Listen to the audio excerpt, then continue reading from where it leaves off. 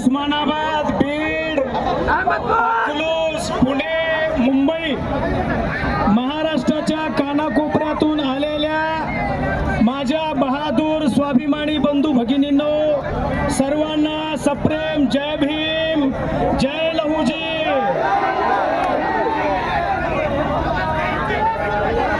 तुम्ही मला फक्त थोडा वेळ साहेब, बोलणाऱ्यांची संख्या जास्त आहे, कुठून बी घुसा लातूरला दिसा म्हणल्यामुळं या मोर्चेकऱ्यांनी लातूरवाल्यांना रस्त्यावर आणले, रस्त्यावर, बरोबर, आणि म्हणून बोलणाऱ्यांची संख्या जास्त आहे।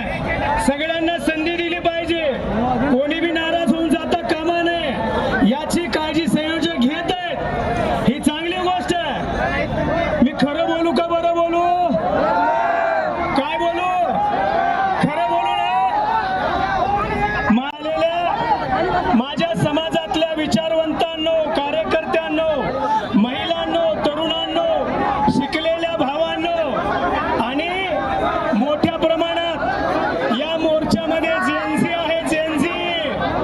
दिल्लीला जे आंदोलन झालं ना, त्या तरुण लोकलेकरांनी केलं आणि या आंदोलनाचं वैशिष्ट्य याच्यामध्ये पण जेनझी आहे, आणि म्हणून मी खरं बोलणार आहे। विकास कांबळेंनी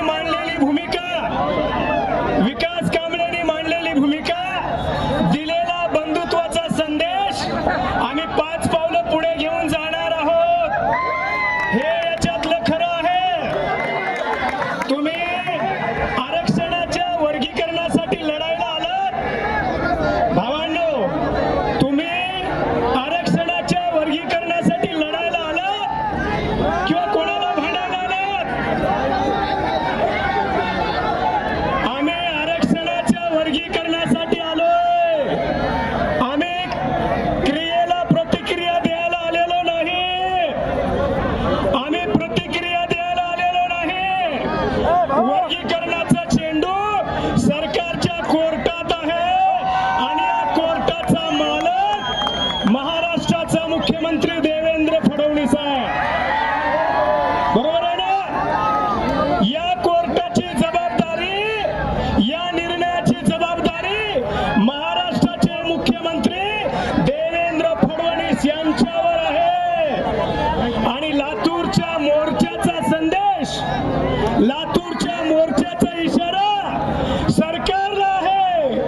माननीय देवेंद्रजी, 1 ऑगस्टला अण्णाभाऊच्या जयंती निमित्तानं अनुसूचित जाती आरक्षणाचं वर्गीकरण करा। माननीय देवेंद्रजी, तुमचे एक सरकार नियुक्त आमदार इथं आमच्याकडे आहेत प्रतिनिधी म्हणून, तुमच्या पक्षाचे आणि आमच्या जातीचे दुसरे लोकनियुक्त आमदार या सभा मंडपामध्ये, या हजारोच्या मोर्चामध्ये आहेत। महाराष्ट्रामधल्या समाजाच्या शेवटच्या माणसाला संदेश जातोय, समाजाच्या शेवटच्या माणसाचं म्हणणं आहे, अभ्यास झालाय, सरकारकडे अहवाल आहे, तर एवढा सक्षम मुख्यमंत्री महाराष्ट्रात देवेंद्र फडणवीस शिवाय दुसरा कोणी नाही। आणि असं असताना देवेंद्र फडणवीसांना या वर्गीकरणाचा निर्णय घेण्यासाठी फक्त 1 तास लागतो, 1 तास। मग अडचण कोणाची आहे? अडचण कोणाचीच नाही, तुम्ही विलंब लावू नका। दुसरं एक वैशिष्ट्य सांगतो, आम्ही मानवतावादी आहोत, आम्ही समतावादी आहोत, आम्ही मातीवर प्रेम करतो, आम्ही देशावर प्रेम करतो, आम्ही महामानवाच्या विचारावर प्रेम करतो। मी 11 जून पासून पदयात्रा घेऊन जेव्हा लातूरला आलो, मुंबईला 6 जुलैला जाण्यासाठी, तेव्हा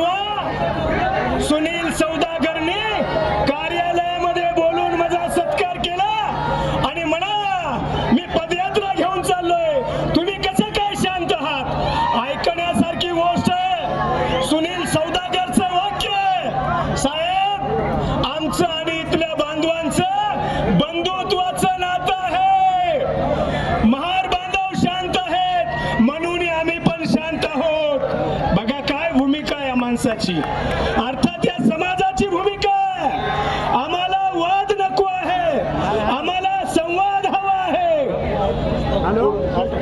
आरक्षण वर्गीकरणावर मी काम करतो. रक्त सांडले, अंगावर गुन्हे आहेत, टाइमपास करायसाठी आलो नाही इथं.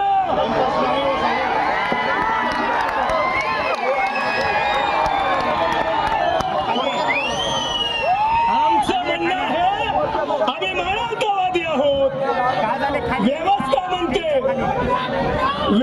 म्हणते तुम्ही गुलाम आहात, व्यवस्था म्हणते तुम्ही गुलाम आहात. पण बाबासाहेबांना सांगितलंय, अण्णा भाऊनी सांगितलंय, अरे तू गुलाम नाहीस, या जगाचा निर्माता आहेस, जगाचा राजा आहेस. आणि तो विचार आमच्या जगण्याचं अधिष्ठान आहे. हे जगण्याचं अधिष्ठान असेल तर मांगच वर्गीकरण मागत नाहीत. एक नेरेटिव्ह सेट केला आणि सांगितलं जातंय मांग वेगळी भूमिका घेता येत नाही. या वर्गीकरणाच्या लढ्यामध्ये होलार मुख्य प्रवाहामध्ये येणार आहे, आमचा मांगारोडी मुख्य प्रवाहामध्ये येणार आहे, आमचा बुरोड मुख्य प्रवाहामध्ये येणार आहे, आमचा हिंदू खाटीक मुख्य प्रवाहामध्ये येणार आहे. अरे ज्या प्रगत जाती झाल्या त्या ज्या काही 2-3 असतील, लाभापासून वंचित असलेल्या जातींना सामाजिक न्याय प्रदान करणं हे बाबासाहेबांचं स्वप्न असेल तर बाबासाहेबाच्या स्वप्नाला पुढे घेऊन जाण्यासाठी वर्गीकरण क्रमप्राप्त वर्गीकरण, त्याच्यावर कोणतंही औषध नाही, कोणतंही. आणि म्हणून मी आनंदराज आंबेडकरांना इथून हात जोडून विनंती करतो. आनंदराजजी, तुमचं आडनाव आंबेडकर आहे, तुम्ही बाबासाहेबांचे नातू आहेत, तुम्ही तर खऱ्या अर्थानं वर्गीकरणाच्या चळवळीचं नेतृत्व करायला पाहिजे होता, वर्गीकरणाच्या चळवळीचं नेतृत्व करायला पाहिजे होता. परंतु तुम्ही बुद्धिभेद करू लागले. हे बाबासाहेबांच्या विचारासोबत केलेली प्रतारणा आहे, ही गोष्ट आपण समजून घेतली पाहिजे.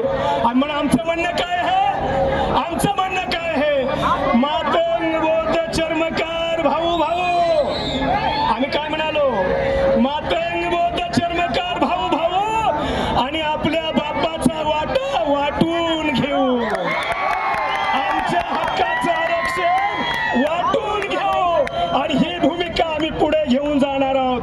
आम्ही क्रियेला प्रतिक्रिया देण्यासाठी आम्ही आलेलो नाही. आमचं आणि भाराचं भांडण नाही, वैर नाही. आम्ही व्यवस्थेचे बळी आहोत. आमच्यामध्ये कोणीतरी दुश्मनी निर्माण करून काही गोष्टी करण्याच्या उद्देशाने काही गोष्टी करत असेल तर त्या गोष्टीचं आम्ही खंडन करतो. आम्हाला बाबासाहेबांमुळे मुक्ती मिळालेली आहे. बाबासाहेब